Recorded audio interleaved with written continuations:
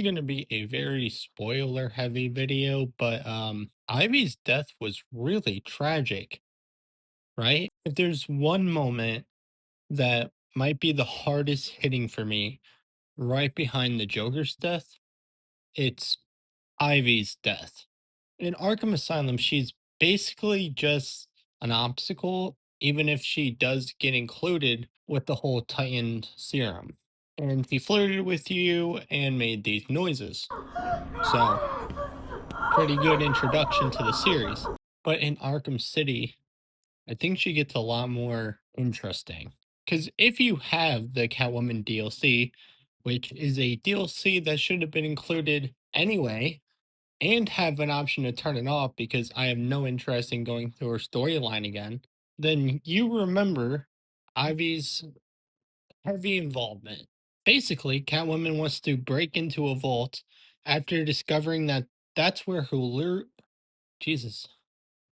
After discovering that after discovering that's where her loot is, her Jesus.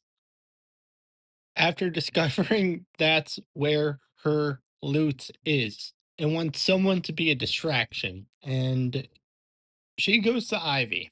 Now, Ivy is very questionable about getting involved because of what happened in Arkham City lockdown. All right, ready? Basically, Ivy, Catwoman, and Harley were doing a job, and Batman got involved. So Ivy blamed Catwoman for that, and Catwoman denied the claim, so they argue. It eventually leads to Ivy, Harley, and Catwoman about to get arrested. Batman saves Catwoman and takes her away, leading to only Ivy and Harley being arrested. Got it? Good. But Ivy eventually does help, and Catwoman smashes her plants, which Ivy could have felt. So Catwoman's a terrible fucking friend. And then later we do see Ivy in Arkham Knight. He tells us about a meeting, and we've all played the fucking game, right? Do I really have to go into this? What I want to talk about is the death scene. You find out that Ivy is immune to the fear toxin, so you work with her to get rid of the cloudburst. At first, she doesn't want to, but slowly, after you gain her trust, she ends up agreeing. Ivy is one of my favorite characters portrayed in Arkham, full stop. Rocksteady simply fucking killed it. I love Ivy and made me appreciate her even more when I read her comics. But Ivy's death is one of the most beautiful sentiments in gaming for me personally. I just don't get enough. It makes me tear up every time. What was once a simple villain turns out to be portrayed by one of her friends and ends up saving Gotham. Now, I got a comment once that is extremely true. They clicked on one of my videos and said how they can't escape Persona. And it's true. For this video, massive Persona 3 spoilers. Persona 3 has a character named Chidori, and you follow your friend Junpei Sori, where you see their relationship grow. Chidori tells Junpei to stop visiting her because he scares her. But later on, Chidori admits that she was scared of attachment. The the whole game, you learn that Chidori does not fear death, as life means nothing to her.